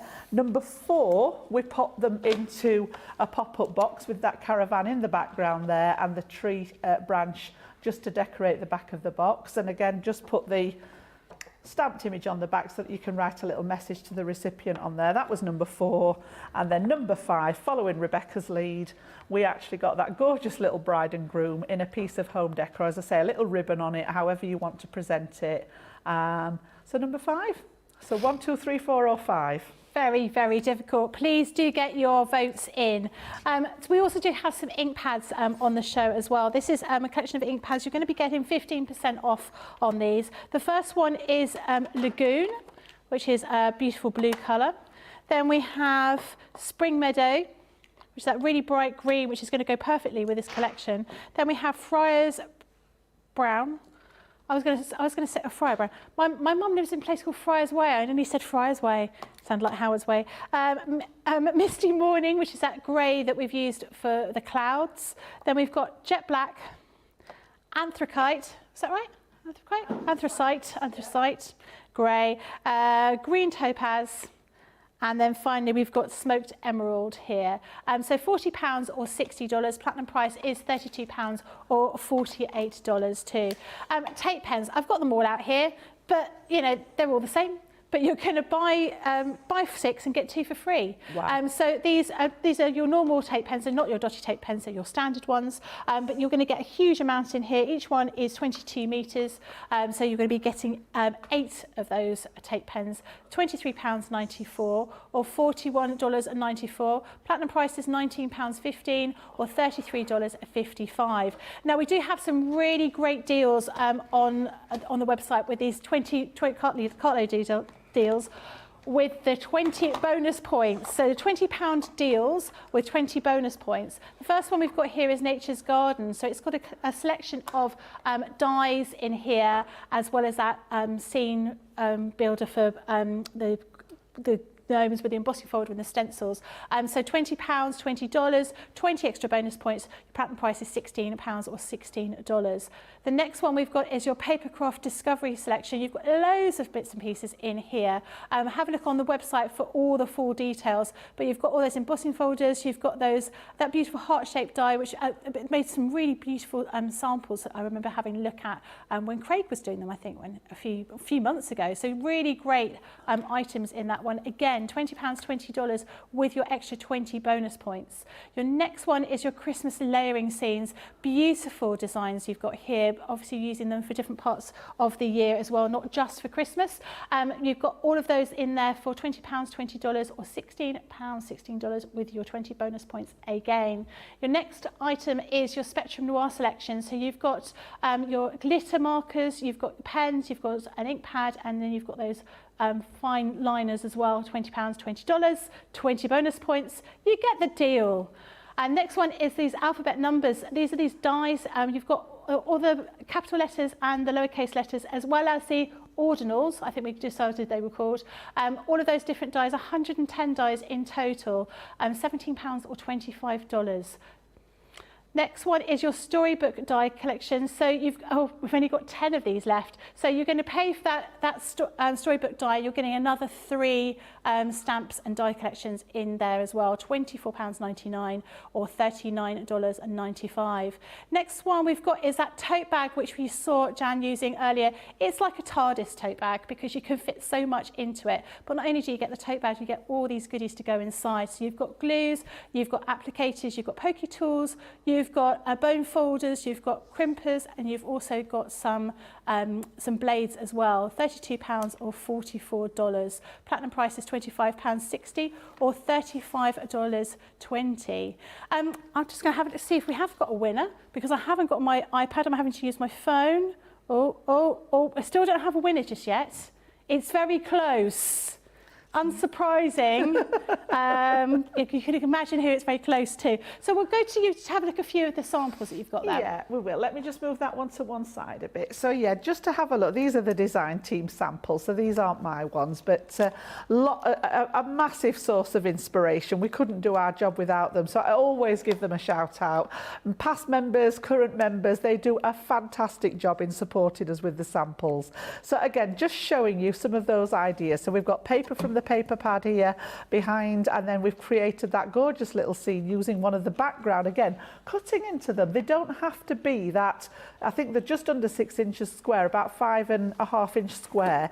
They don't have to stay that shape. I created one in a circle.